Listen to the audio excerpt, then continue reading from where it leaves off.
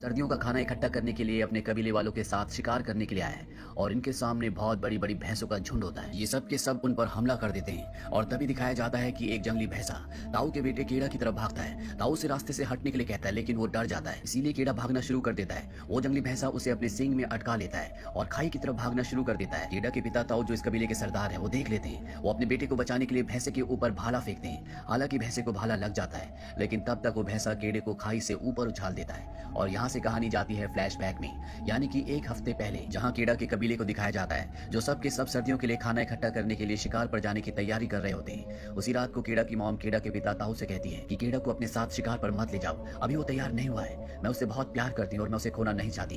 कीड़ा के पिता ताऊ कहते हैं कि सर्दियां आने वाली है और साल के इस वक्त में सभी शिकार करने के लिए जाते हैं। अगर हम शिकार करने के लिए नहीं गए तो हम सबको भूखा मरना होगा। ये वक्त है जब कीड़ा को अपने आप को साबित करना होगा।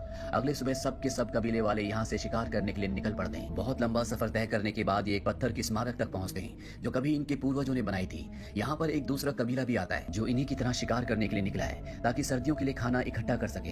ये सब के सब रात यहीं पर गुजारते हैं और अगले दिन ये अपने अपने रास्ते पर निकल जाते हैं। ये रास्ता, ये सफर बहुत खतरनाक है। इनके कई पूर्वजों ने इसी तरह के सफर में अपनी जान गंवाई है, इसीलिए वहाँ पर उनकी याद में स्मारक बनाया होता है। अब आगे चलने के बाद इन्हें एक जंगली सुअर दिखता है जिसे भाले से जख्मी कर देते हैं। ताऊ अपने बेटे कीड़ा से कहते हैं कि तुम इसे मारोगे, पर कीड़ा उस बेबस की जान नहीं ले पाता, इसीलिए ताऊ उसके हाथ से पत्थर का खंजर छीनकर उस जंगली सुअर को मार देते हैं। और इसके बाद वो कीड़ा से कहते हैं कि तुम इतने बुज़दिल निकलोगी, मैंने कभी सोचा भी नहीं था। यहाँ सिर्फ ताकतवर ही जिंदा रह सकते हैं, यही जंगल का कानून है। दरअसल जंगल में जानवरों के बीच में एक कानून होता है जहाँ पर हर एक ताकतवर एक कमजोर को मारकर जिंदा रहता है और प्रकृति के इस कानून को इस वक्त में इंसान भी फॉलो करते हैं, जहाँ पर वो अपने आप से कमजोर को मारकर खुद को जिंदा रखते हैं। अब रात के अंधेरे में जब ये सब अपने शिकार को खा रहे होते हैं तभी यहाँ पर शेर आता है और इनमें से एक लड़के को उठाकर ले जाता है। अगली सुबह ये उस लड़के की याद में यहाँ पर एक छोटी सी स्मारक बनाते हैं और शिकार की तलाश में आगे का सफर तय करते हैं। भयानक जंगलों से गुजरने के बाद भी इन्हें कोई शिकार नहीं मिलता। रात को ये गुफा में शरण लेते हैं जहाँ ताऊ अपने बेटे कीड़ा के हाथ में तारों के कुछ टैटूज बनाता है और उसे बताता है कि ये तारे तुम्हें रात को आसमान में दिखेंगे और जब तुम इनका पीछा करोगे तो वापस अपने घर पहुंच जाओगे। दरअसल ये एक तरह का नक्शा है, इंडिकेशन है कि उनका घर किस तरफ है। अब सुबह होने के बाद एक बार फिर से ये शिकार की तलाश में निकल पड़ते हैं और तभी इन्हें जंगली भैंसों के पैरों के निशान दिखते हैं जिसे देखने के बाद सब खुश हो जाते हैं और अब ये उन जंगली भैंसों का शिकार करना शुरू करते हैं। और यहाँ पर वो पल आता है जब एक जंगली भैंसे ने कीड़ा को पहाड़ी से उछाल दिया था। कहानी वापस प्रेजेंट में आती है जहाँ पर दिखाया जाता है कि भैंसे ने जब कीड़ा को चट्टान से ऊपर उछाल दिया था तो वो चट्टान से नीचे तो गिरा पर अभी भी वो चट्टान के बीचों बीच एक पत्थर को पकड़कर लटका होता है। उसके पिता वहाँ पर पहुंच जाते हैं और वो अपने बेटे से कहते हैं कि हिम्मत मत हारना, और तभी वो पत्थर टूट जाता है जिसे पकड़कर कीड़ा लटका होता है। कीड़ा चट्टानों से टकराता हुआ चट्टानों के बीच में बने हुए एक छोटे से रास्ते में गिर जाता है। कीड़ा के पिता ताऊ से बचाने के लिए नीचे जाना चाहते हैं पर उसकी कबीले वाले रोक लेते हैं। वो कहते हैं कि वहां जाने का कोई भी रास्ता नहीं है, तुम्हारा बेटा अब इस दुनिया में नहीं है, हम तुम्हें खोना नहीं चाहते, तुम हमारे कबीले के सरदार हो, तुम्हारी जिम्मेदारी है कि तुम हम सब की रक्षा करो और हम सबको वापस घर ले जाओ। ताऊ को उन सब की बात माननी पड़ती है पर वो पूरा दिन पूरी रात उसी चट्टान के किनारे बैठकर अपने बेटे को आवाज देता रहता है और अगली सुबह तक जब उसका बेटा नहीं उठता तो ताऊ और उसके सभी साथी कीड़ा की याद में यहाँ पर एक छोटी सी पत्थर की स्मारक बनाकर अपना किया हुआ शिकार लेकर वापस अपने कबीले की तरफ निकल पड़ते हैं। उनके जाने के बाद कीड़ा के ऊपर एक गिद्ध आकर बैठ जाता है। वो उसे नोचना शुरू करता है पर इससे पहले कि वो उसे खाता कीड़ा की आंख खुल जाती है। दरअसल वो बेहोश हुआ था। वो उस गिद्ध को नीचे फेंक देता है और इसके बाद वो अपने पिता को आवाज लगाता है लेकिन उसे कोई भी जवाब नहीं मिलता। कीड़ा चट्टान के ऊपर चढ़ने की कोशिश करता है। उसका पैर जख्मी होता है इसलिए उसे बहुत तकलीफ हो रही होती है और नीचे बहुत गहरी खाई होती है। पर कुछ ही देर बाद यहाँ पर बारिश होना शुरू हो जाती है जिससे नीचे पानी भर जाता है और कीड़ा का जब हाथ छूटता है तो नीचे पानी में जाकर गिरता है जिससे उसकी जान बच जाती है। कीड़ा अपने टूटे हुए पैर को लकड़ियों से बांधता है और चट्टान के ऊपर पहुंचता है जहाँ वो देखता है कि उसके नाम का स्मारक है। वो समझ जाता है कि उसके पिता ने और उसके कबीले वालों ने ये विश्वास कर लिया था कि कीड़ा की मृत्यु हो चुकी है। इसके बाद कीड़ा पूरी रात एक सूखे हुए पेड़ के ऊपर बिताता है। अगली सुबह जब वो पानी पीने के लिए जाता है तभी उस पर कुछ भेड़िए हमला कर देते हैं। कीड़ा वापस पेड़ की तरफ भागता है पर इससे पहले कि वो पेड़ के ऊपर चढ़ता एक भेड़िया उसका पैर पकड़ लेता है। कीड़ा अपने चाकू से उसे जख्मी कर देता है और पेड़ के ऊपर चला जाता है। रात भर भेड़िए उसका नीचे इंतजार करते हैं। कीड़ा जब सुबह उठता है तो देखता है कि सभी भेड़िए जा चुके हैं। वहाँ पर सिर्फ वो भेड़िया होता है जिसे उसने एक दिन पहले जख्मी किया था। कीड़ा अपने चाकू से अपने लिए भाला बनाता है और इसके बाद जब वो भेड़िए को मारने के लिए जाता है तो उसे उस जख्मी भेड़िए पर दया आ जाती है। वो उसे उठाकर उस गुफा में ले जाता है जहाँ पर वो अपने कबीले वालों के साथ एक रात रुका था। वहाँ पर वो भेड़िए के जख्म को साफ करता है। इसके बाद अगली सुबह उठकर वो बाहर जाता है और अपने पैर के जख्म को ठीक करने के लिए कुछ जड़ी बूटियां लाता है। कीड़ा जब पानी पीता है तो भेड़िया भी अपने मुंह को खोल लेता है और अब कीड़ा उसे पानी देने के लिए जाता है। शुरू में भेड़िया उसे देखकर घुर्राता है और कीड़ा उसे कहता है कि मैं तुम्हारी जान बचा सकता हूँ, मैं तुम्हें कुछ भी नहीं करूंगा। भेड़िया वो पानी पी लेता है। साथ ही अपनी जान बचाने के लिए कीड़ा यहाँ पर जो कीड़े खा रहा होता है वो कीड़े वो भेड़िए को भी देता है और अब धीरे धीरे इनके बीच में एक रिश्ता बनना शुरू हो जाता है। ये दोनों के दोनों जख्मी जख्मी हैं, इसीलिए कुछ दिनों तक ये उसी गुफा में रहते हैं। एक रात को कीड़ा अपने हाथ में तारों के उन टैटूज को देखता है जो उसके पिता ने बनाए थे, और इसके बाद उन्हीं तारों को आसमान में देखता है। वो कहता है कि मुझे घर जाना है, अपने माता पिता से मिलना है। और अगले सुबह वो अपने घर के सफर के लिए तैयार हो जाता है। वो उस भेड़ी से कहता है कि तुम भी अपने घर चले जाओ, इससे पहले कि बर्फ पड़े, मुझे भी अपने घर पहुंचना होगा। और कीड़ा यहाँ से निकल जाता है, पर वो देखता है कि वो भेड़िया लगातार उसका पीछा कर रहा होता है। हालांकि कीड़ा कई बार भेड़िए को भगाता भी है, लेकिन वो उसके पीछे आना नहीं छोड़ता।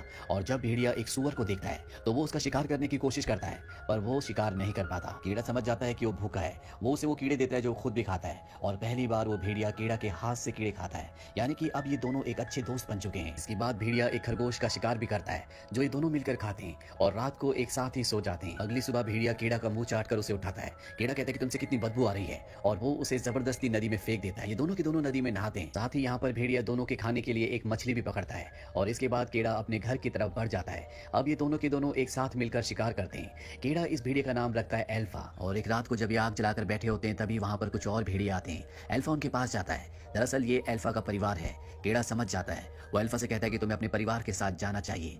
एल्फा अपने परिवार के साथ चला जाता है, और अगली सुबह कीड़ा अपने आगे के सफर पर निकलता है। अब बर्फ भी पड़ चुकी है, यानी कि बहुत ज्यादा ठंड है, और कीड़ा लगातार आगे बढ़ रहा होता है। तभी वो देखता है कि कुछ भेड़िए एक मरे हुए शिकार को खा रहे हैं, जिनमें एक एल्फा भी होता है। एल्फा को उसके साथी भेड़िए शिकार नहीं खाने दे रहे होते। कीड़ा उसे पहचान जाता है। वो एल्फा की तरफ भागता है, पर तभी बर्फ टूट जाती है और वो झील में गिर जाता है। दरअसल ये एक जमी हुई झील होती है। एल्फा ये देखकर उसकी तरफ भागता है। एल्फा ऊपर से कूदकर बर्फ तोड़ने की कोशिश भी करता है, पर बर्फ की परत बहुत मजबूत होती है, इसीलिए वो उसे तोड़ नहीं पाता। कीड़ा के पास जो चाकू होता है वो उससे बर्फ की परत को तोड़कर ऊपर आ जाता है, और अब एक बार फिर से ये दोनों मिल चुके हैं। कीड़ा अपने आप को ठंड से बचाने के लिए अपने कपड़े उतारता है और आग जलाता है। रात को ये दोनों एक साथ सोते हैं। अगली सुबह जब कीड़ा अपने आगे के सफर पर जाता है, तभी उसे एक आदमी दिखता है जिसे देखकर वो बहुत खुश हो जाता है। पर जब वो उसके पास जाता है तो वो देखता है कि वो ठंड से जमकर मर चुका है। कीड़ा उसका धनुष तीर लेकर आगे बढ़ जाता है, और तभी इनके ऊपर लकड़बग्घे हमला कर देते हैं। ये दोनों के दोनों अपनी जान बचाने के लिए गुफा में शरण लेते हैं, पर यह गुफा एक शेर की होती है जो कीड़ा के ऊपर छलांग लगाता है। पर इससे पहले कि वो कीड़ा तक पहुंचता, एल्फा उस पर हमला कर देता है। एल्फा और शेर जब लड़ रहे होते हैं तो कीड़ा अपने धनुष बाण से शेर को मार देता है। इसके बाद कीड़ा एल्फा के घावों पर मरहम लगाता है और कहता है कि तुम भी हम में से एक हो, और मैं तुम्हें जिंदगी भर अपने साथ रखूंगा। अब अगली सुबह एक बार फिर से ये अपने आगे के सफर को जारी रखते हैं, जहां पर ये ठंड का सामना करते हुए उस स्मारक तक पहुंच जाते हैं जो उसके पूर्वजों की याद में बनाई होती है, जहां पर कीड़ा इस सफर की शुरुआत में अपने कबीले के साथ पहुंचा था। इसे देखकर वो बहुत खुश होता है, क्योंकि वो सही रास्ते पर है और अपने घर से ज्यादा दूर नहीं है। वो बर्फीली ठंड में लगातार आगे बढ़ते रहते हैं, पर अब एल्फा जख्मी होने की वजह से वहीं पर गिर जाता है। कीड़ा उसे अपनी गोद में उठा लेता है, पर कुछ दूर चलने के बाद वो भी बर्फ में लेट जाता है,